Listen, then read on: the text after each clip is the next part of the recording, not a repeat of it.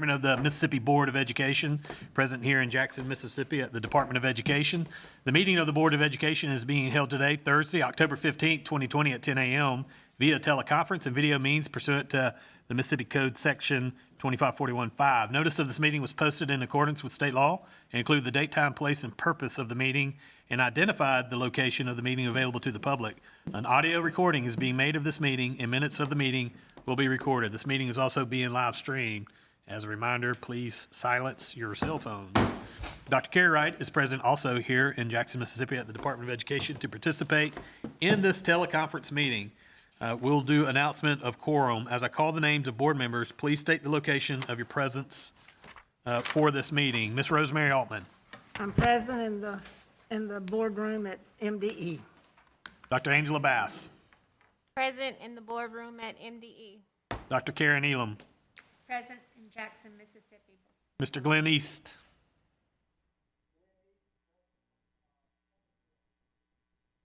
Mr. Omar Jamil. Present, Hernando, Mississippi. Ms. Amy Zhang. Starkville, Mississippi. Quorum of the board is present. The quorum of the board is present at the location stated for the purpose of conducting the meeting through teleconference and video means. The October 15th, 2020 board meeting is now called to order at 10:06 a.m. Since this is a teleconference meeting, please identify yourself when asking questions, making comments, or making motions. Please mute yourself at any other time to avoid background noise. And I'll just remind folks, whenever we're talking, if you can please lean into the microphone. We've had a couple of questions. This is being live streamed YouTube, so folks want to hear what you got to say. Okay, so I will lead us in the Pledge of Allegiance, and Mrs. Altman will lead us in the invocation. Please join me in the pledge. I pledge allegiance To the flag of the United States of America and to the republic for which it stands, one nation, under God, indivisible, with liberty and justice for all. Right. Father, we come today, we thank you for another day of life. We thank you for the beautiful weather we've enjoyed that lifts our spirits, and we just pray that you'll continue to walk with us as we make decisions today and as we make decisions that have lasting impact. We pray for those, Lord, who are in schools across our state and around the nation dealing with a lot of difficult situations, and we just pray that you'll give them strength and that you'll give them courage and you'll give them stamina to face the challenges that we're all facing. We pray that you'll be with our country as we enter into an election cycle. We pray that you'll be with those who are running. We just pray that you'll give them clarity of mind and strength and character to lead our nation and that you'll move us forward. Go with us now as we make decisions. We pray that you'll be with each one of us, keep us strong, keep us healthy, and we pray we'll always be in the center of your will. In thy name we pray. Amen. Amen. All right, you should have a copy I should have a copy of the minutes from the September 24th board meeting. Is there a motion to approve? So moved. There's a motion. Is there a second? Second. There's a motion and a second for the minutes. Is there any additional discussion? Hear none. All those in favor signify by saying aye. Aye. Aye. Any opposed? All right, motion carries. So since I'll acknowledge our two new board members, and whenever I get to my board report, I'll ask you guys to introduce yourselves. So I might do a little more explaining about as we rock through the agenda than normal, but the agenda's before you. You can modify the agenda. You can make additions or changes. You can request changes to the agenda. There's two parts to the agenda. There's the action part of the agenda in which typically we get brief from staff, and then there's the consent agenda. Consent agenda is, day-to-day type activity, still requires state board approval, all part of the backup material. If you have any questions about anything, whether it's on the regular agenda or the consent agenda, you can always take it out or say, I want to rearrange or add to. You have that right as a board member. So every meeting, we will go through that process. That being said, do I have a motion, or excuse me, are there any additions or deletions to the agenda? If so, I'll entertain a motion to do so now. Okay, hearing none. Are there any items on the consent agenda that members would like to pull out for discussion? If so, I'll entertain a motion to do so now. All right. Hearing none, then we need to move to adopt the agenda as presented. Is there a motion to approve the agenda? I so move. Altman. Okay, there's a motion. Is there a second? Second, Elam. All right, there's a motion with a second. Any further discussion? Hearing none. All those in favor of the agenda signify by saying aye. Aye. Any opposed? All right, we have an agenda approved, and now we're moved to the report of our state superintendent, Dr. Wright. All right. Good morning, everybody. So several things have been going on over the past month. The National Assessment Governing Board has continued to meet. The NAEP exam is scheduled to be administered in spring of 2021, and so that is moving forward as planned. I'm not sure that it's going to be a full-scale NAEP as it has been in the past because of COVID, but we'll keep you posted on that. I met with my Teachers Advisory Council. We're up to about 400 members this year, and I've got to say it was one of the most positive conversations that we've ever had. They're excited. They're recognizing the challenges that are out there, but they're happy with the way things are going, and they're thrilled about the possibility of getting new devices and connectivity and instructional materials. So more to come on that. The REL Southeast Governing Board met. As you know, I'm the vice chair on that board, and we talked a lot about the different pieces of research that they're doing. Florida State is their research institution, and so they produce a lot of things for the states that are a part of the Regional Education Lab Southeast, and so that's always a good place to go to get the latest. And also, the Science of Learning and Development of the National Advisory Committee met, and we were talking about the future actions as part of around the science of learning and development and what we could be doing as a national advisory group to advise other states in the nation. I had 2 interviews. I was on Paul Gallo, and we had a lot of conversations around our Mississippi Connects. You're going to be hearing a lot more about that today. And Education Week interviewed me, wanting to know, obviously, the status of our reopening, and then any other future projects that we thought, there were 3 of us that were on the interview, that the Ed Week should be looking at as the year proceeds. I had 3 different presentations this past month. One with the Children's Foundation of Mississippi, and that focus was on early childhood. We held a huge virtual meeting with Kentucky, and that was everybody from K-12, IHL, legislators were on the call, and their whole focus was how do we get to where we are, and what was our overall pre-K through grade 3 strategy. So that was a really good conversation.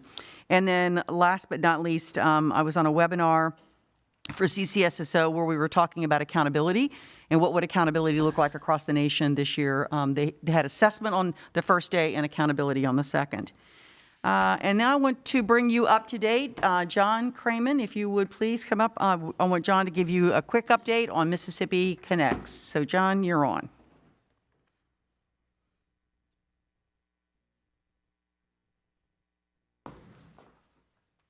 Thank you.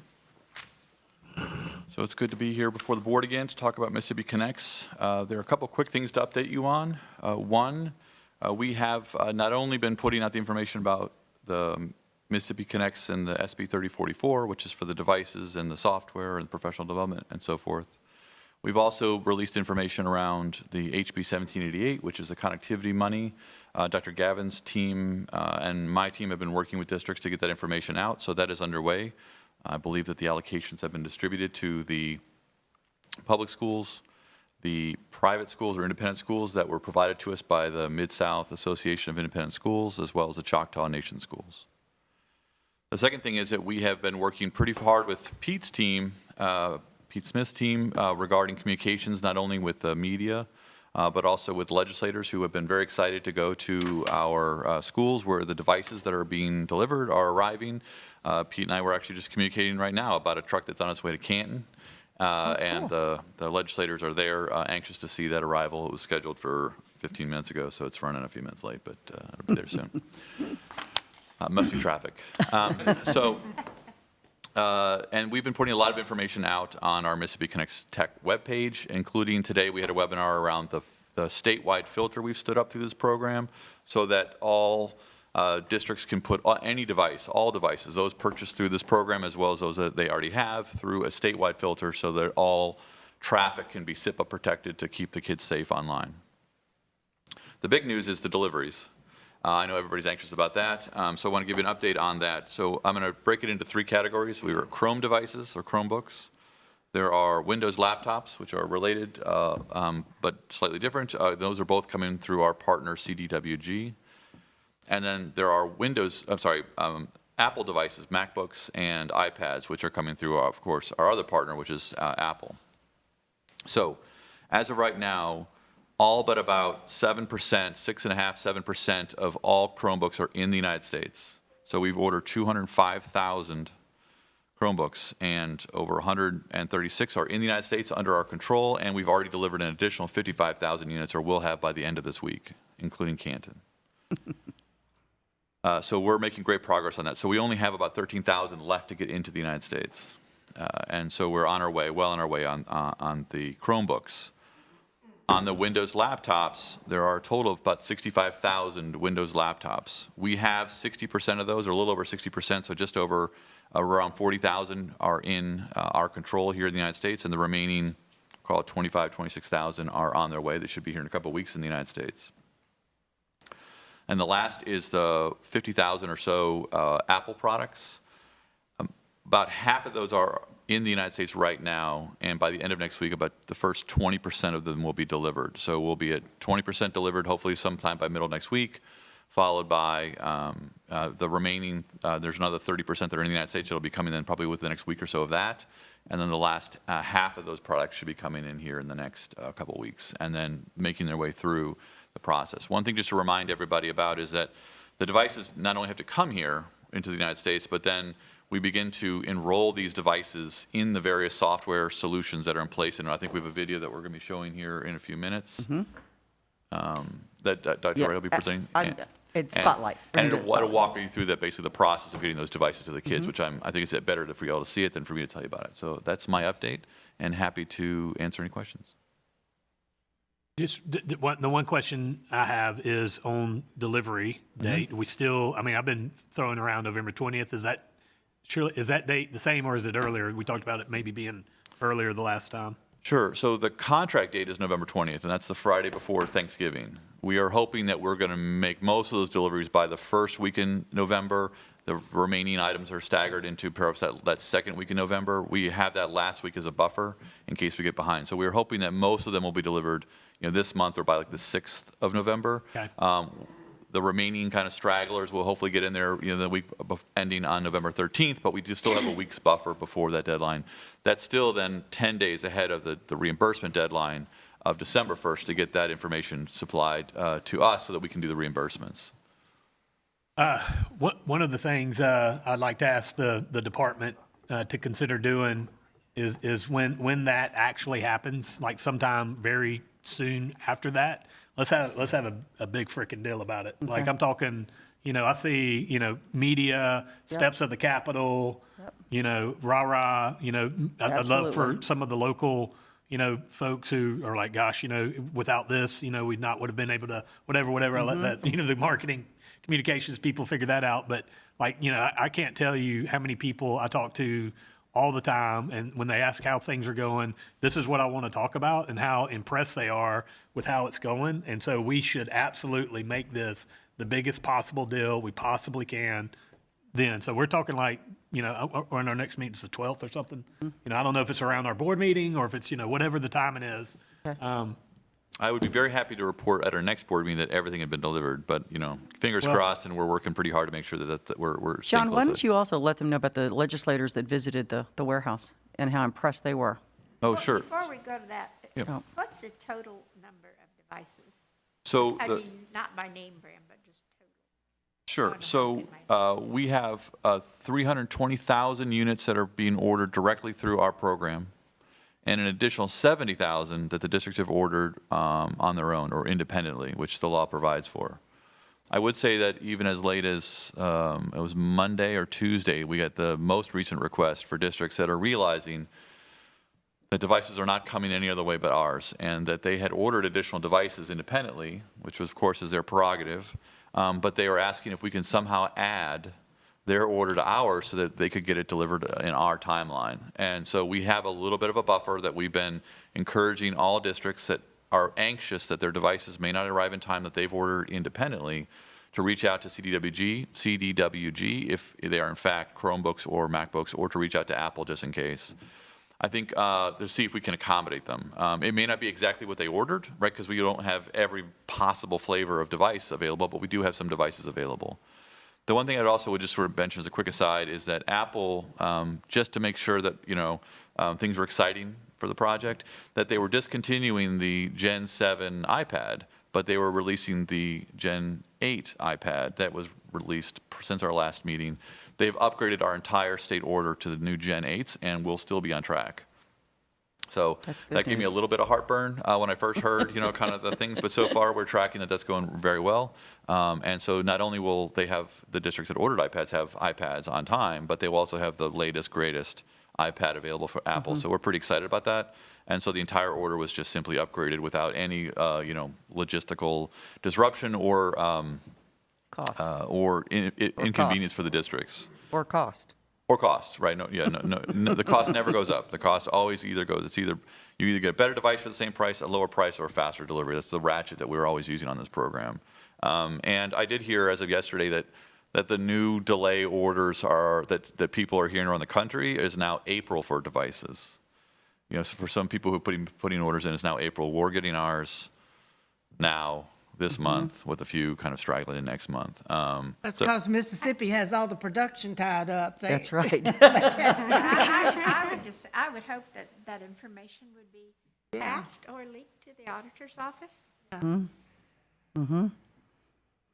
Absolutely. John, talk about the legislators that went to the warehouse. Oh, sure. So we had a chance to visit the warehouse. Pete Smith and I had a chance to visit with Chairman Bennett and several members of the House. And they got to see actually and put their hands on the devices that are slated for the districts in which they represent. And they had a chance to walk through the operation and interact with the senior executives from TIG, which is the company that is a partner with CDWG to do the manage the last mile delivery and the last configuration.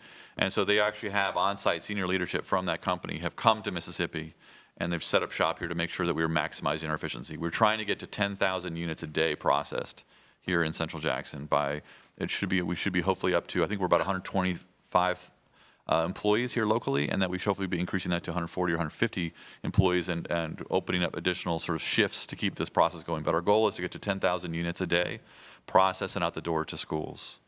So it's quite an think the- operation. I the think they were chairman had impressed said- by the complexity of all of it, and it's quite an operation to see.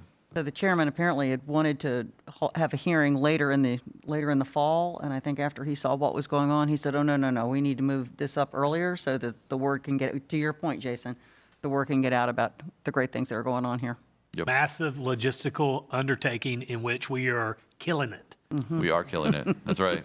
A couple other comments and ask other board members to weigh in, and I'm going to put Glenn on the spot early because I want to hear from his experience and what he's hearing around on the coast. But one, I want to ask specifically about JPS and delivery schedule for them, and relatedly, if there are any other local big deliveries wherever, like within the metro area, can we invite media, local media to attend? In addition to all the wonderful politicians, let's get like as much shine on this as we can. So JPS, bigger ones coming. Yeah, so two quick thoughts. One, I can pull my computer, but if you want to know something I can do about the details. We are putting out a running sheet that right now is updated tentatively through next Tuesday to give as much notice, and the communications team has been communicating with not only legislators, but also the media. I think we'll see in a minute about local media that was there in West Point. On the bigger orders, though, I think it's sort of interesting is that and this is something that I kind of discovered when we were talking to DeSoto a month or so ago, that we are actually managing the deliveries. So, thank you. I guess I'm going to have to tell you right now what we're going to do, but on JPS. But the bigger districts want the devices broken up and delivered to school buildings, not so they don't have to incur the logistical cost or warehousing themselves. So what we're doing with our facility here is that we're able to manage it so that DeSoto or one of the larger districts does not have to manage the complex delivery and all the rest. So we're taking care of that for them. And one of the things I think that you'll also see in the video is that by putting all the software on, by getting all the packaging off, which is one of the bigger problems, I'm also learning about how much thumb pressure you need to put a case on a device. I'm learning a lot of real interesting details here, is that that we're making this possible. And I was actually up at Tate on the 2nd of October. They pull the device out of the box. The box will be picked up later from them. There's no packaging that they need to manage. Here's the device in a case, ready to rock and roll. All the software's loaded on it. And here's a cord to charge it, and that's it. And then you can just give it to the kid right then and there, which we'll see in a video here in a minute from West Point. And then you realize that you just pull it out and it's going. You're ready. You're going. And so all the things that we want to do is solve the problem for every district. I think that's what the legislators were quite impressed by, is that we've thought through just about every inconvenience, every effort, every lift, anything that the districts would have to do to get that deployed, we've covered. So literally the device arrives and you can hand it to a kid right then and there, and they could turn it on and it's ready to go. The district was even impressed in Tate. When we opened the device, it was already registered to their Wi-Fi, so it was already logging onto the internet right then and there. And because there's mobile device management on the devices, even when the devices are still flying on a plane from China, you can load software onto it. The mobile device management comes from the United States. When it's on a truck coming from either Chicago or Nevada to here, you can load software onto it. You can actually start to work with the device. You can track it. It's in your network. You can see it. You have visibility to it. You can assign it to kids. Like, all those things are happening so that when the device arrives in the truck, you are ready to go right then and there. And anything you want to have on that device, you can push it through mobile device management without ever touching the device. So everything that the district could possibly want to do or need to do with that device before a kid can touch it can be done before delivery, which is, again, incredibly fast. I mean, we have to remind ourselves that the bill passed in July. That's right. And here we are with the devices arriving, where the rest of the country is looking at now March, April delivery dates for possible devices. And so I'll let you look up the JPS date, and I'll ask Glenn, if you don't mind, I just generally, one of the things we love with Buddy Bailey, and that's so important about the administrator role on the board, is like hearing about it from an operational level. And I know I'm putting you on the spot, but just what have you heard from the coast perspective about, how this program's being received? And are there any, issues that you perceive that might need to be heard from the board or from John around this, that, hey, also think about this and also think about that? To me, that's like the vital role that the administrator plays on this board. So any comments on this big time program? Thank you, Jason. So first, let me say that from the practitioner standpoint, everybody is excited. I know that there's a lot of excitement about getting these devices in the school districts. Like John mentioned, I'm beginning to hear of districts across the state that are receiving and setting up. I like the early deadline. I know they have done an outstanding job of getting this processed as quickly as possible. And I will say, with the superintendents outside of our state, we are ahead of many of them. So thank you for that work. And I think they've done a good job of handling all the paperwork as well, which I know has been very trying. So kudos to that department. Awesome. Great to hear. Awesome. Great to hear. Yep.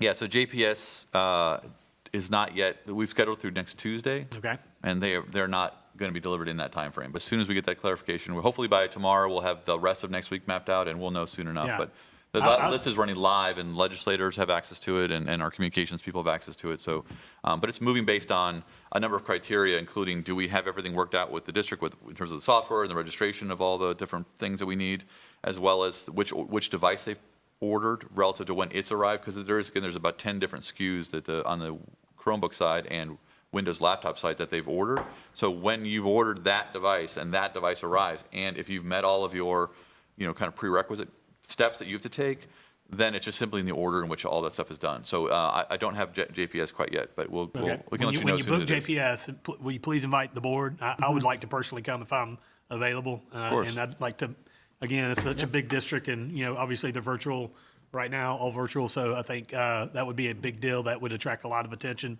The more, again, my only focus on all this is shine light on it, show off what's going on. The work's awesome, and that's the most important thing, but I'd like to get recognition for it. And so a big news story like, hey, JPS, here's 24,000, Wi-Fi enabled devices. That's a big deal. Yeah. Any other comments, questions before we let John off the hot seat? All right, thanks, buddy. Great job. Yep. And I think we're hearing from Nathan next on other parts of this program too. I was just getting ready to say, so today you're getting 3 different kinds of views. John's giving you the device update. Patrice, I'm going to get you to come to give the board an update on the Mississippi Connects family training and resources that are going on. So Patrice, and then you will hear from Nathan And Nathan's part is going to be around the professional development that's going to be going on. So you'll have 3 different updates today. Patrice? Great. Good morning. Morning.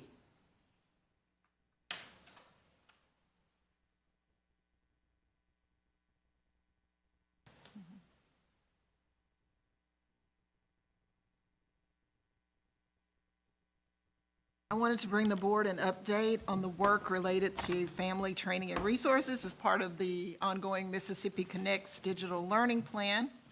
I'd like to say this work was done in collaboration with Corey Jones and Jean Cook in the Office of Communications and Government Relations, and with Melissa Banks, thank you, Dr. Oakley, in the Office of Academic Education. The work around Mississippi Connects is directly tied to the board's vision and mission, creating a world-class educational system and leadership. This initiative also touches on most of the board's goals, pretty much all of them, as a matter of fact.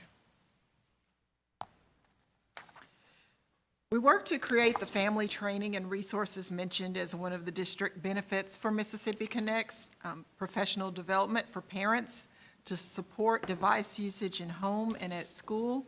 We chose to go with families in our branding instead of simply parents, to include caregivers, grandparents, or other relatives who assist students. We know families come in all shapes and sizes. We also thought about how families would receive training on virtual learning platforms and video conferencing. Each district's learning management system and video conferencing platforms differ. That's why we focused on providing school districts with the tools they needed to host a virtual family night to introduce those resources to their parents on a local level.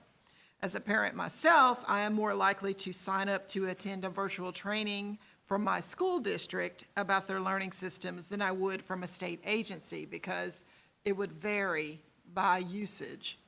Plus, districts can better answer specific questions pertaining to their practices and uses. I'll speak to more in a moment on that. We created a webpage for families as shown here, which can be located at mdek12.org/MSConnects. The web address is there. There, families can find general information about this initiative, its benefits, resources, tips, and videos. We also included hyperlinks to tutorial videos from some of the most common video conferencing and learning platforms for parents to view at their convenience. If they're at home and get stuck on, say, Canvas and don't know how to assist their children, they can come to our site, and there's an overview video and tips to help them get through that process until they can get connected with the school district. This PowerPoint slide is from a district virtual night, family night toolkit we created. As you can see, it includes a QR code that parents can hover over with their phone cameras. I remember you used to have to download an app to do that, but now you can just do it with your phone camera. And this will take them directly to the resources that we've mentioned. In the toolkit, we included a sample agenda, so it's like a meeting in a box.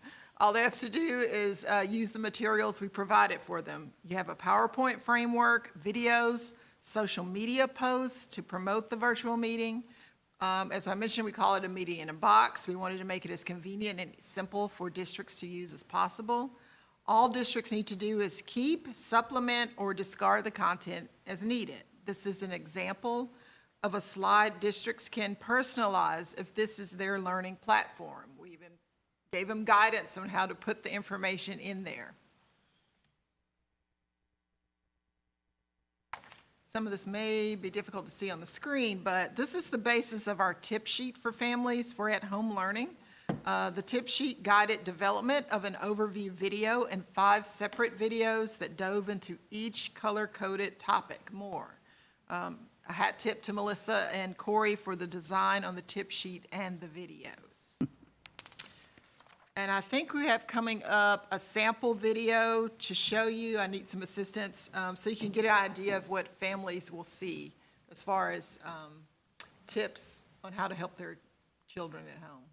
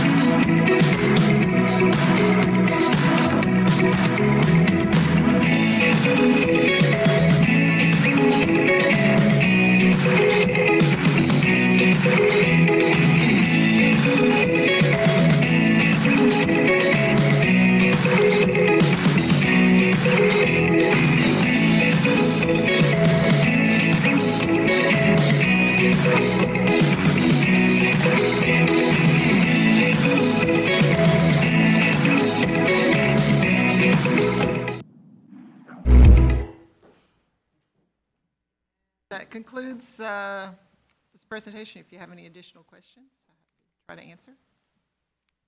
Any questions from the board?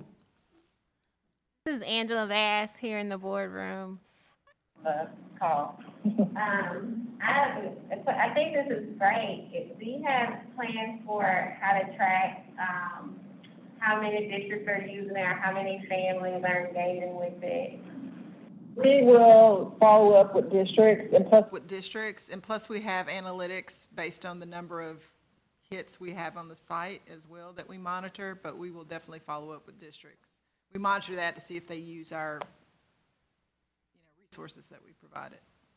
That's a great question. And that's a Google Analytics, I guess? Yes. Yeah, monitoring that, because like you said, I mean, if they're not using it, they can figure out a way to market it and get it out there. But as I've said a couple of times, there's three parts to this challenge. First part's the logistical delivery. Second, equally challenging part is the professional development. For parents, students, administrators, everybody. You got it, so what? How do you use it? So, I mean, this is just as important as this other part. And third one's down the road, but not that far down the road, is, okay, everybody's got it. Everybody knows how to use it, now what? Like, how do we, absolutely throw gas on the fire and figure out this is an enormous opportunity, what do we do with it? So, great work on the PD, very important. Other questions, comments?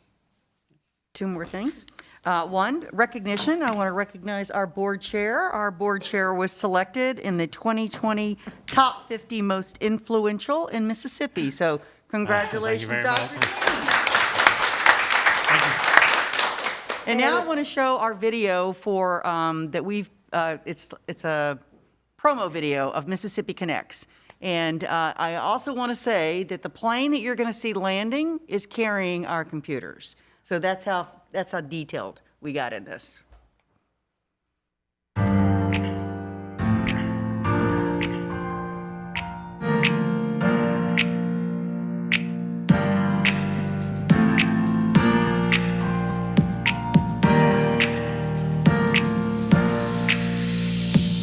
It's more than a device.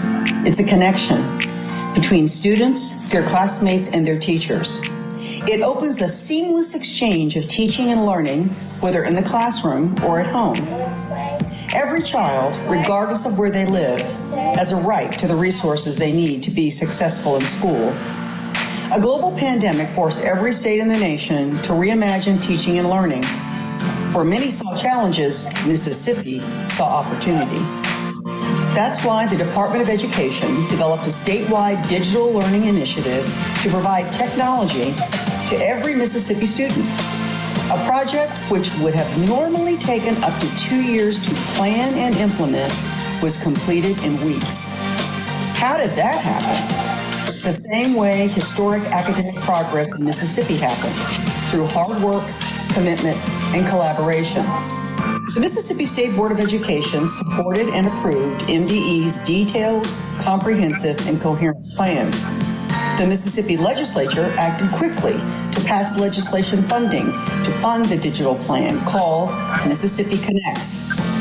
Once funded in July, the work began immediately on a $200 million ambitious initiative to put a device in the hands of every student and to improve access to the internet. MDE met with the school district superintendents and technology directors over several weeks to fine-tune technology needs and establish a transparent process for selecting vendors who could meet the type timelines outlined in the legislation. As school districts and states across the country struggled to obtain computers for distance learning because of the high demand globally, companies transported laptops from across the world into Mississippi warehouses where they were tagged and configured for delivery. The process was designed to reduce the burden on school districts. The vendors supplied laptops and tablets. Laptops were loaded with software and ready for students' immediate use. As a result of the bulk purchasing program allowed by law, Mississippi and its order of 390,000 devices rose to the top of the supply chain. Executing such a complex statewide technology plan required coordination from all stakeholders, MDE staff, elected leaders, lawmakers, school and district administrators, and vendors.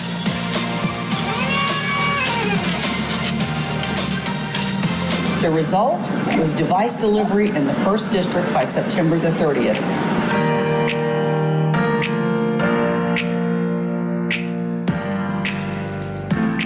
I'm outside of the school district technology building where students were so excited to see their new Chromebooks.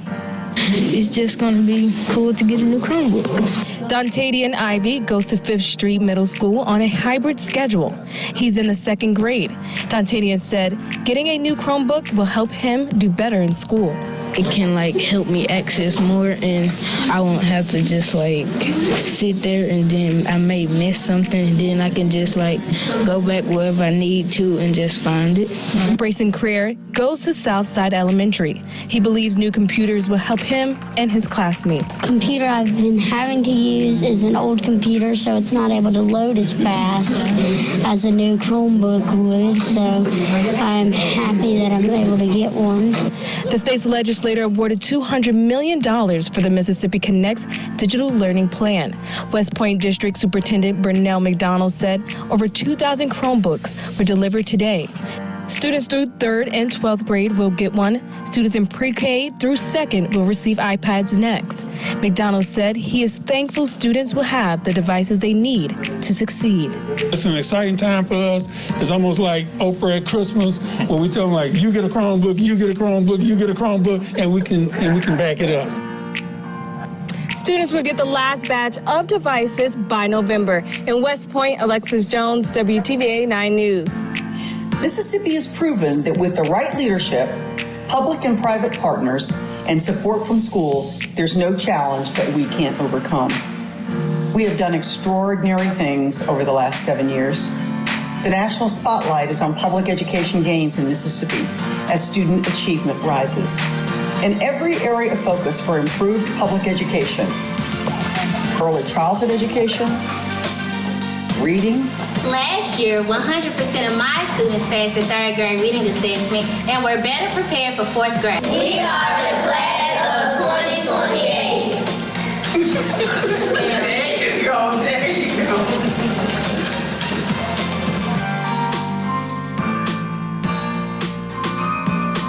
Advanced courses and career and technology education.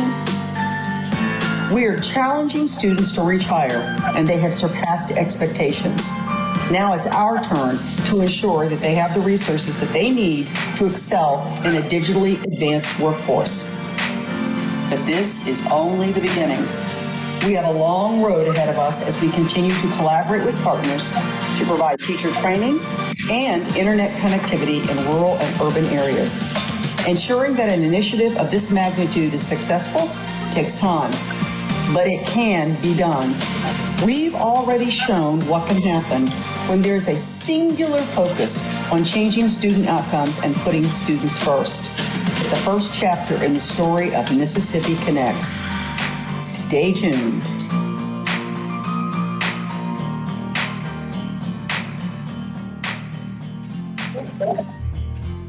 That's awesome. That concludes my report. So I'll just ask whoever has a link to that, if you could just email that. I'd love to share that on whatever social media I have. I'm followed by tens and tens of Mississippians. That includes my family. But yeah, in all seriousness, I mean, I've always, asked our board, to the degree you're comfortable with, take these types of videos and spread them out. So please, whoever has a link, email it to me and I'll absolutely share it, because that's awesome. And I do get the top of the MDE on Facebook is always like the first thing, and liking it and sharing it's one thing, but I like to just send it out on my own. Yes, ma'am. As I was, if I may digress just a minute, as I was watching this, I was thinking about a phone call I got back like March when they first started doing virtual school, from a grandmother who was rearing her grandchildren. She had 2. And she was just frantic because she didn't have a computer. She didn't have the money to buy a computer. and she didn't know how to operate a computer, but her high school grandson did. And they were trying to educate or teach on paper packets, which were sometimes there and sometimes weren't when she went to pick them up. And so she said, I don't know what to do. I don't know how to keep them up. There was one, I think, a 10th grader and then a younger child. But I mean, this program will be life-changing for them. Yes. You know, it will absolutely make a difference for that one family that I just happened to know about, to get a free computer and to be able to access this help if they need it, and for the children to stay up to speed. I mean, that's one little lesson, and one little incident, and you multiply that across the state. And I mean, it is just amazing what this can do for those areas where people don't have computers, can't afford a computer, So kudos to everybody involved. I mean, couldn't agree more. Just think of 390,000 devices. I mean, just the sheer number. Yeah. I mean, and like you said, the stories and the impact this is going to have on people's lives. I mean, it absolutely has to be captured and celebrated. Okay, so I think you said that concludes your report. Okay. Yes, sir. Yep. Yes, sir. And it's going to come out for the short term and be very successful, but we also need to continue to look at those same connections going into the future and probably understanding that there's going to be a virtual component in our school districts in the state now and forever is what I'm trying to say. So that stay tuned piece is really important as well. John, I'm sorry.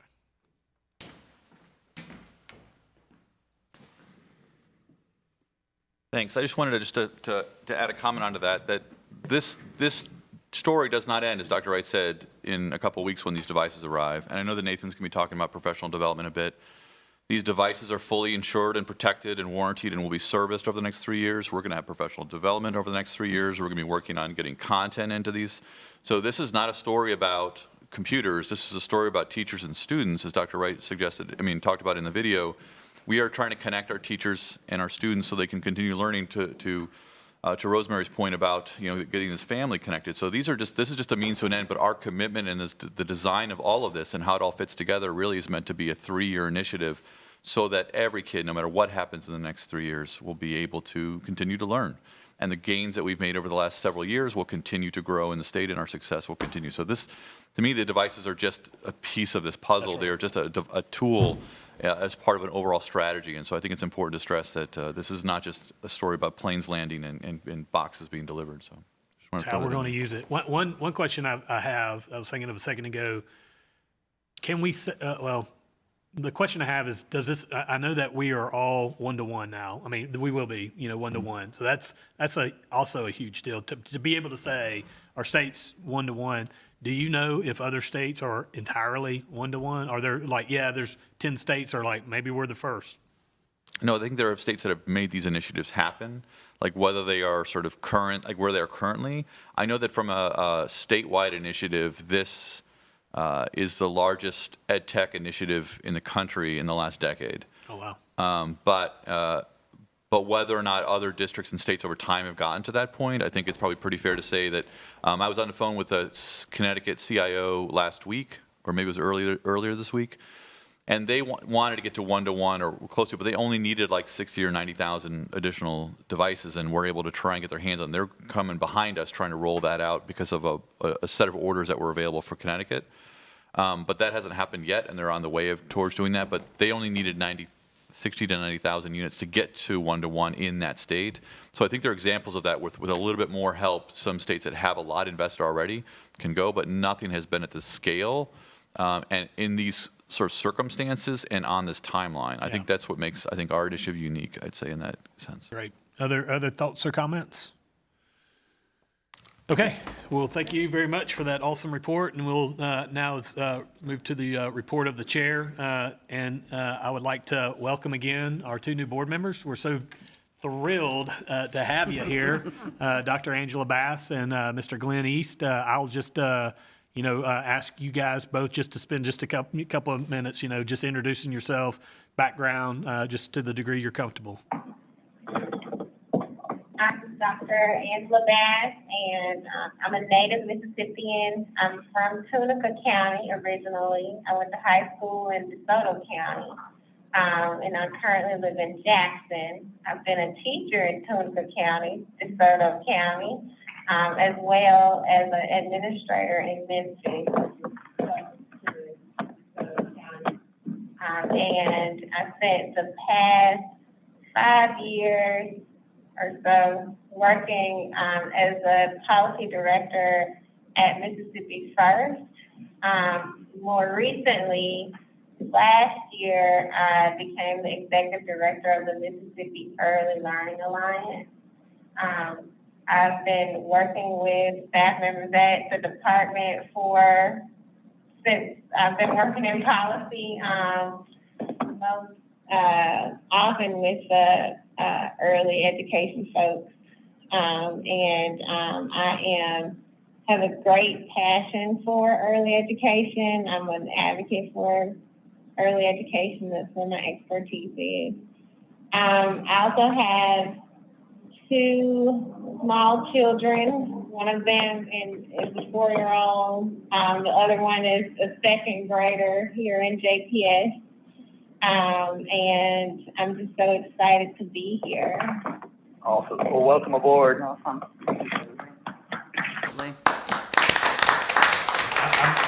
I'm circling our strategic plan, goal number 3, every child has access to a high-quality early childhood. So that's yours. That's not only yours. All your other experience comes to bear with all the rest of them. But when the governor appointed you, that's the first thing I thought of was like, man, we talk about early childhood education, but having someone who, gets the policy, understands it deeply and can help us, gosh, welcome aboard. So thank you very much. Glenn East is a guy I've known for 12 years. I'll just say when I turn it over to you, Glenn, I first met him. I very much remembered I was working at the Mississippi Economic Council, and I went on a field trip with Glenn to West Florida High School in Pensacola, and we picked Glenn up there in Gulfport and rode a bus over it and took a tour, and I just was so impressed with what I just would characterize as forward-leaning thinking when it comes to education, outside the box, and really how he connects, his educational desires with the community and how that aligns. And I always respected that. And I ran into a good friend of mine, Sean Tyndall, who I went to college with, who's now the head of DPS, and he was saying, man, I'm so proud that Glenn's been selected. He was my teacher in 4th grade. And so when I say he's a pillar of the community, I mean, he is a pillar. So with that, Glenn, great to have you on board. And if you'll just do a quick intro, and I'll let you off. Thank you very much, Jason. Appreciate those kind words. And I will tell you that I have no bad stories about Sean Tyndall. He was a very good student, so I enjoyed those times. Guys, I kind of grew up in South Mississippi. I attended Meridian Public Schools, Hattiesburg Public Schools, and Gulfport Public Schools. Graduated from Gulfport High School, attended Millsaps College, and also graduated from there and then the University of Southern Mississippi.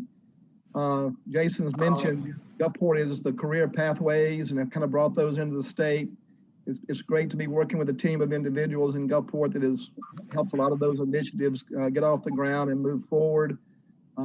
Glad to be with you guys. Thank you very much for the appointment from the governor to be able to do this. And I will say that all of you will learn that probably after everything we do, I'm going to ask that final question: is this best for children? So that's just kind of what my watchwords are with those that know me. And looking forward to working through the state's strategic plan and helping grow the state of Mississippi educationally. Awesome. And welcome aboard. I was just sitting here thinking this is my 5-year anniversary. Oh, no So kidding. I've sat through 60 meetings now, approximately. So I feel like I'm starting to feel it a little bit. But I just say to you, Glenn, like I said earlier, your input's vital. And what we get from the administrator and the teacher whenever that person's appointed and how these policies impact, there on the local level, I just encourage you to I don't have to encourage you too much, but speak up and, input. And if you see any way that we can do a better job, there from an operational level, that's what we look to you for. So thanks again. All right, I've just got one other thing I want to do. I'm going to read an email I got, and then I'll turn it over to the student representative. This is from a friend of mine, Paula Brown, who I've known for about 20 years. She's a teacher in Water Valley. So she sent me an email last night. Said, hey, Jason, guess what? We made it through the first 9 weeks at Water Valley High School. There were times I didn't think we could make it, but we came together, pushed through the fears and tears, and made it. Sorry. I had 1,000 doubts, but you and the service of the board really guided us through this blank. My leader, Drew Pitcock, gets the most credit. Drew has listened to me and others fuss, cuss, scream, but he always calmed us and had our backs. He is a true leader that the state of Mississippi is honored to have. Can you please send him a gold star? Well, I can't send him a gold star, but I wanted to read this email because it really touched me, because this is what it's about, what our folks are going through. So thanks for that, Paula. I didn't know I'd get emotional. Okay, so with that, then we'll turn it over to our student representatives. I believe we have a report from Omar. Omar. Hello, State Board. Good morning. Today I just want to kind of refresh what I talked about last time, and I think what I'm going to be kind of continuing talking about for a little while now. And of course, it's about the students and teachers and administration. And most of this comes from personal experience at my high school, but also high schools across the state that I've been in contact with. But I really want to stress that the state board should just let all schools know, all districts and counties know that it's not an embarrassment, nor is it a failure on a school's part, nor on a county's part if a school must go virtual, if they've been going in school traditional for the time being. Because as I've been seeing a lot with teachers and students, the stress is really starting to build just for everybody. And the schools are doing great, teachers are doing amazing, but it's just the mental health aspect of everybody starting to wane with just workloads that are increasing, and having to deal with either virtual and traditional, or just traditional, or just virtual. Everyone's handling it super well, but I just want schools to know that it's completely okay to go back to virtual if you're still in school for the time being, because I know a lot of my teachers just and teachers and parents especially are just buckling under the weight most of the time with some of the struggles they've been going through. But if the state board can just let everyone know that what we've been doing so far as students and teachers and administration is amazing, but just knowing that at a certain point going back to virtual is an option, if even only for 2 or 3 weeks, just to gain your bearings back. But otherwise, I think the work of the school board, of the state board, has been phenomenal with delivering iPads and computers to every student, or will be carrying out to every student. I know the services provided by the state board and by the companies of the state board to get people adjusted with virtual and with these learning opportunities has been doing great. The only thing I noticed still is just some of the mental health aspects. It obviously comes from stress outside of school, but also a lot of it does come from the stress in school. But yeah, just letting schools know that going back to being virtual and just communicating with your teachers and with your students what they believe to be the best outlook, the best future for the school, if even only for less than a month. That's really important. And that's pretty much it from my end. Thank you for that. Thank you for that, Omar. And I was just looking over our consent agenda. I think we've got one of these is to move forward with APA for the social and emotional learning standards, which, you know, that's a term that's really been focused on a lot since March. I think it's critical. You hear it from out of the governor's office and from our teachers and administrators. And I think it's, you know, very courageous to be having these sort of conversations. And you're right, there's nothing to be, you know, embarrassed about, or for whatever reason, you know, the desire to do virtual, you know, everybody's got to, you know, really look out for each other. So I appreciate that insight from you. Any questions or comments for Omar? Okay. Just one comment. Yes. One thing that I probably didn't mention this time around, I know I've mentioned in the past, we're continuing to work with the medical professionals to expand telehealth and teletherapy. And so that is something that is ongoing. I just met yesterday with a group from University of Mississippi Medical Center. So we are looking to expand not only just the telehealth part, but the teletherapy part. So whether it's emotional, behavioral, whatever. So just know that plan is underway. And so it's being, it's a committee of medical people working with me. So it's pediatricians, it's psychologists, it's speech therapists, it's anybody that provides any kind of behavioral health, mental health, folks are involved in this. And so the Medical Association is involved, the Pediatric Association is involved, University of Mississippi Medical Center is represented. So just know that is not something that is being overlooked. And we take that very seriously. So thank you, Omar. Yeah, that sounds amazing. Okay, Amy. Expanding on what Omar said about mental health. So like it's especially relevant right now because of COVID. Besides the fact that we need social interaction in order to thrive, it's also harder for teachers and counselors to check on people when they're behind a screen or a mask. Many of my friends and classmates have struggled with adjusting not just their lifestyle, but also their mindset during this pandemic. Many people that I talked to, many MSMS students from all over the state of Mississippi, they have said that online school has taken a toll on their mental health, and that isolation because of COVID can cause and exacerbate many mental health problems. And especially with COVID, when we experiment with finding the right balance of classwork, homework, and free time, not giving students enough time for ourselves can make us feel even more overwhelmed and alone. So obviously our counselors, our teachers, and MSMS's residential staff know about our struggles, and they've been making efforts to reach out and connect with us online, which we all appreciate. But sometimes it seems as though there are too many students and not enough faculty. Even without COVID, there's still a problem of not keeping up with every student constantly.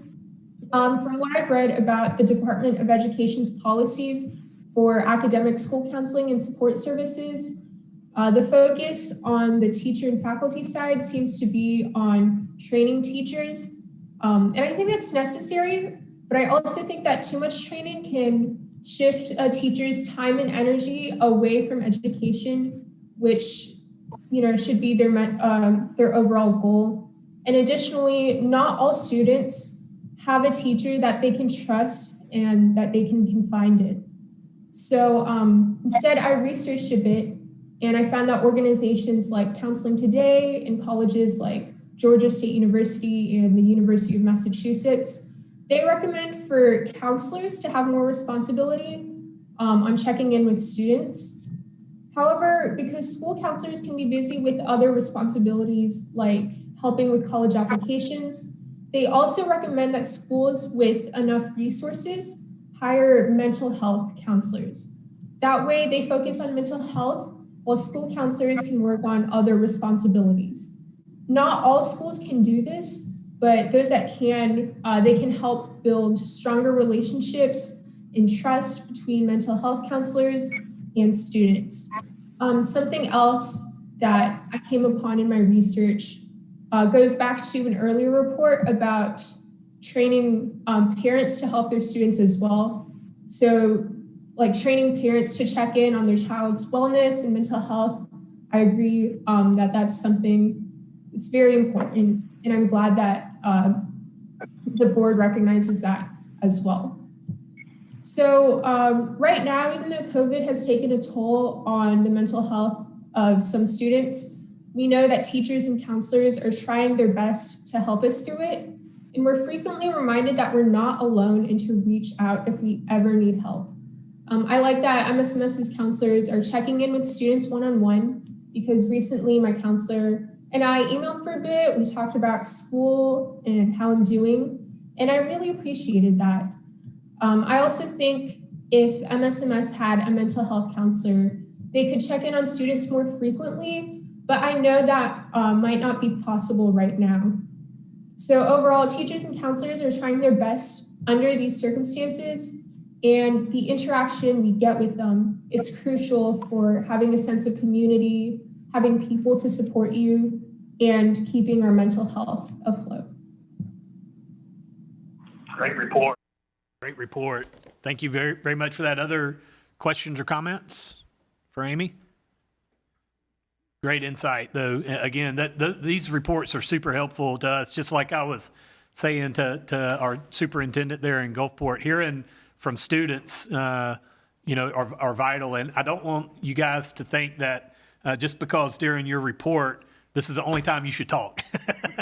Anytime, Omar, Amy, I'm begging you, as we go through this, if you have a comment, just throw it out there and let's react to it, because there's obviously so many things that impact, that we deal with directly impact students, and we need to hear from y'all, and that's exactly what you're there to do. So I encourage you, which I know you need very little encouragement, but just don't think that this is the only time you should talk. But I appreciate that update. Any other comments, questions? Okay. Moving along, we had no subcommittee meeting, so we can skip that and move directly into our information item number 1, Dr. Oakley, introduction to Mississippi Connect's professional development.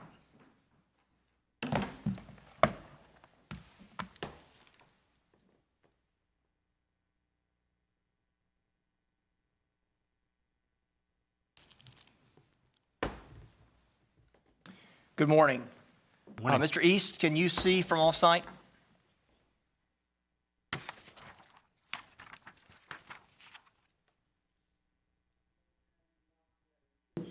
It should be coming.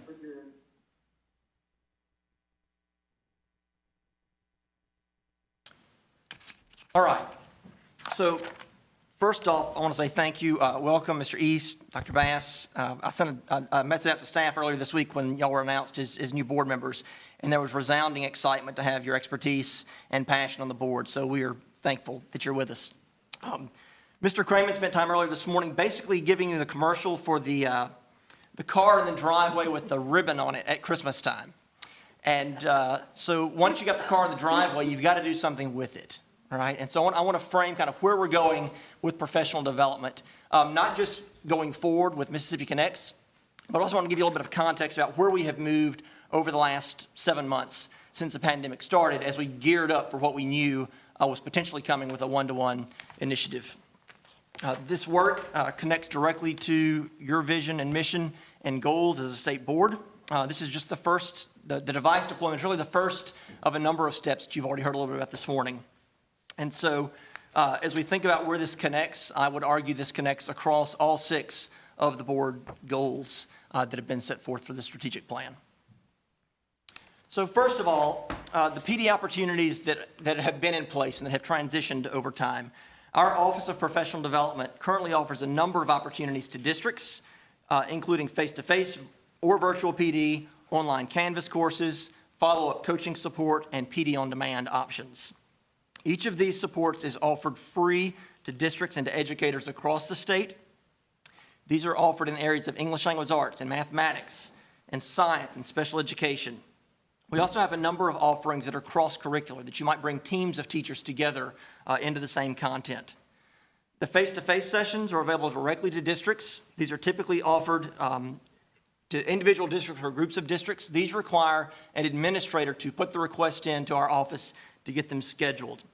We typically offer them to groups of 15 or more In small districts, we will see times that they will have a small group of teachers. They'll partner with another district nearby to get that group of 15 to make it a worthwhile venture for our PDCs to put that time in and to deliver that and to provide some engaging conversation among the participants. Again, these supports in particular have to come by request of a school administrator. This is the primary approach that we've taken since our PD coordinator model launched in 2014. We also more recently have offered online courses to our teachers across the state. We've got a number of these that are available. Teachers can register for these for fall or spring or summer term. Our fall semester online courses actually started in September, but there will be, again, offerings for teachers across the state to participate in these via Canvas going into the spring semester. In addition to the district and school requested supports, there are a number of online PD opportunities that teachers can sign up for individually. They can request these virtually in 60 or 90-minute sessions. We deliver these via a video conference platform. This is another one that we would have administrators schedule so that we can coordinate this either with a single district or across districts to ensure we've got broad participation by teachers. Once a session has been scheduled and delivered, we also offer opportunities, either face-to-face or virtually, for districts to receive follow-up coaching support. And this may include PLCs or classroom observations, lesson modeling, co-teaching, co-planning, or just provision of additional resources to teachers as needed. And then lastly, our newest support that we've launched over the last 6 months is this PD on-demand option. And these are really small, bite-sized PD opportunities for teachers. They're housed directly on the Office of Professional Development's website. They're great for independent study or professional learning communities. And we've got opportunities there right now for math and science, digital learning, special education, and there's more offerings being developed and soon to come. For each of these, we've got CEUs available, particularly for those that are over 5 hours through the department. Districts can also consider if they want to put groups of or a series of smaller trainings together to reach that time threshold for CEU award. They are absolutely able to do that, working closely with their CEU provider, whether that's an IHL or one of the REISs in the state, to make sure that they've got PD CEU opportunities for teachers. What we know just from the first quarter, from July through September, or July, August, September of this year, is that we offered 114 virtual PD and coaching sessions with a little over 3,200 participants. We had 28 Canvas courses running with almost 1,700 participants, and then 4 new PD on-demand sessions that were launched since July with almost 3,000 views to that content. So in all, just through this first quarter, we've touched right at 5,000 educators with some sort of support through the Office of Professional Development. Would also note on the MDE website, on the Office of Professional Development website, we have a virtual PD calendar. It's a calendar there where you can see all of the offerings that are available. We've currently got offerings running on evidence-based interventions, text complexity for English language arts teachers, as well as specific training for special education teachers, and schools are identified for school improvement. So I want to move into now kind of what we're doing with Mississippi Connects. This is kind of we've framed out over the last 6 months, transitioned some of the work that we've typically been doing in person to a hybrid format to assist teachers. And then the next question is, well, where do we go from here, and how does this connect to the device delivery that's ongoing right now? So in addition to the broad content offerings that we've had for a while, we're also working with a number of external partners that you can see here on the Mississippi Connects project. This is a 3-year project that provides devices and connectivity and professional development for students and teachers across the state. As a part of this initiative, which will reimburse districts for computers and connectivity, we also will provide 3 years of intensive PD from partners like Google and Microsoft and Apple and others. Barksdale Reading Institute has been a strong partner in this work. We're designing a 3-year plan to roll out basically scalable PD. It's starting small and expanding over time in partnership with the entities you see on the screen here. We actually have our next call scheduled for this afternoon with what we call our PD Tiger team that's planning and working on the rollout of this training. This initiative has launched initially just over the last several weeks with the training of about 150 coaches. These are our literacy coaches and school improvement coaches and SIP coaches and content staff, PD coordinators, in order to build their background knowledge, starting with some of the Google tools and extensions so that they can better support the teachers that they work directly with in literacy or with science or these other content areas. A series of Google trainings also launched in September and is continuing now for teachers and administrators in the state. As a part of this Mississippi Connects plan, there is some ongoing PD and action planning alongside national consultants to help districts look at their EDLA plans, their technology plans. We'll be designating consultants to them based on whether they're using Apple or Microsoft or Google, whatever their content needs might be. And then meeting with district teams to help them address their goals and strengthen their plans, looking at input from their district team, providing some comments back to them to give additional feedback, and then working to strengthen those plans. There's actually more information on this particular aspect of the plan coming out very, very soon. So districts, stay tuned. There'll be more information forthcoming on this particular support. You'll be able to sign up to take advantage of this support and to get your educators involved and to be able to let your leadership team know that we're looking to offer feedback and support as you move this forward. So what does the timeline look like for this? This fall, as I've mentioned to you, we're training our coaches and instructional leaders that we've got to roll out across the state on some of the Google tools. And then the consulting services will be coming out to help them build out their plans. And then we'll also be piloting some of this training for educators across the state, both on the particular operating systems and tools, as well as the learning management system. Going into next year, we'll build out further training for coaches and leaders within districts, differentiate some offerings for educators across the state, and then gather evaluation and feedback to guide further work in this area.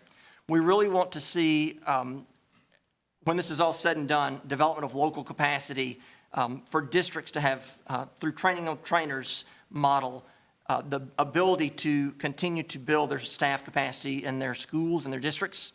We're looking at innovative ways that PD can support projects and how this can change education going forward. Again, this is not just about the next 3 years and the pandemic, but what are some shifts that come in the education landscape as a part of this work. I do want to extend a big thank you to Lee Johnson. She's been tasked kind of as the lead on this within the agency. She's our Director of Professional Development at the department. She and a team from Barksdale and other organizations, our partners through North Mississippi and Ole Miss with our PD coordinators, content staff, literacy staff, have been deeply involved in this training initially and planning over the last several weeks. She is certainly not alone in this work, as you've seen and heard this morning, but we really do believe that this PD that's coming is the next phase of this work. It's really building out the user skills to use the devices that have been deployed, and it's every bit as important as the delivery of the devices themselves. So I'll be glad to take any questions about this work. Great work. Any comments, questions about this important part of the process? I do want to give a shout out to Barksdale Reading Institute. They are paying 1 full day per week for this national consultant that we are using, who's been nothing short of amazing. So Barksdale has really been a huge partner for us. Nathan, this is Angela. I just have a quick question. I think that was amazing. You mentioned the PD focusing on building the user skills, and I'm just trying to wrap my head around like what that means. And so I know that they will need to obviously know how to operate the software and the tools. Does the PD go into sort of, changing the lesson structure and, Yes. Okay. Yeah, we will move through kind of a foundational understanding of how do I log in, how do I create lessons, how do I use some of the tools that are available, and then how do I build my expertise. Once I understand the tools, how do I integrate that into the content, and how do I change the delivery and the design of lessons over time to better utilize the tools. So it's not just a shift from, I used to do it pencil, paper, in person, and now I've just moved it to PowerPoint. But it's really how do I start to change the design of lessons and build that teacher capacity as an individual over time to better support instruction That's through great. that model. Yes. Thank you. Okay. Other comments or questions? Thanks for that update. Dr. Gavin, we'll ask you to come on up. Approval of MD contracts.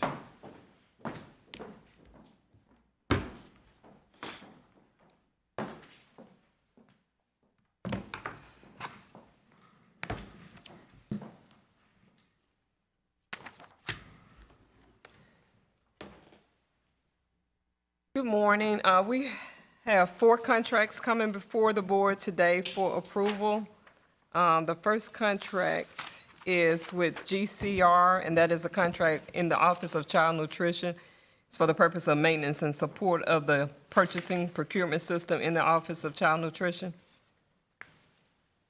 The second contract is with Hanover Research Council to provide research information for the department.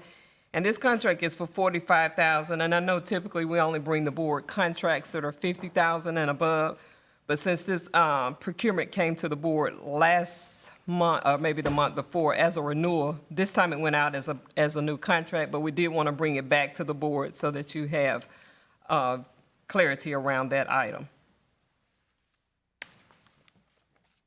The next item for approval is, it's a no-cost contract to the state, to the department for approval of pupil transportation equipment bids, and this was done through an IFB.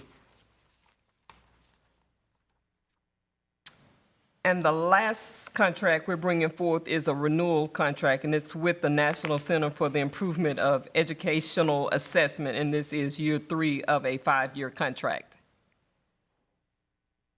Any questions on any of the contracts? Okay, under the Office of Chief Operations Officer, do I have a motion to approve items 2A, 2B, 2C, and 2D? I move for approval. Altman. Second. There's a motion and a second. Elam. Dr. Elam, any other discussion? Hear none, all those in favor signify by saying aye. Aye. Any opposed? Okay, motion carries. Next is the grant. Okay, we have one item that we're bringing forth to the board today to approve the grant awards for the school nurse intervention program known as the Mary Kilpatrick Hassel. And this is actually an extension of, this is not a new procurement. This is just bringing forth, we're going to go ahead and submit for approval for the next 4 years, depending on funding. Okay, any questions on the grant award for the school nurse intervention grant? Under the Office of Chief Operations Officer, do I have a motion to approve item 3A? So moved. Elam. Second. Sorry, I was reading. With slim pickings today. This is like playing ping pong. Y'all are spot on. Y'all doing it. That's right. Keeping us going. All right. There's a motion and a second. Any further discussion? Hear none. Do I have all those in favor signify by saying aye? Aye. Any opposed? Great. Motion carries. Thank you, Dr. Gavin. Now we'll move to the consent agenda. Items A through G you have before you in the backup material. Hopefully you reviewed it. All consent items are action items which require a vote unless otherwise noted. Under consent agenda, do I have a motion to approve items A, B, C, D, E, F, and G?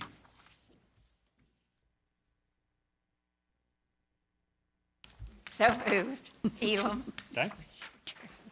Second. There's a motion and a second. Is there any additional discussion? Hear none. All those in favor signify by saying aye. Aye.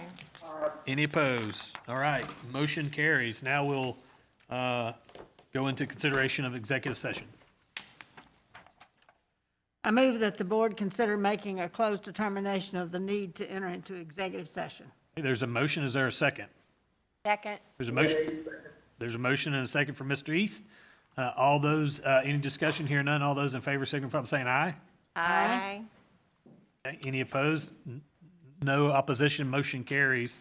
Cleared the boardroom. The following shall remain in the executive session: Dr. Carey Wright, the executive leadership team, and council.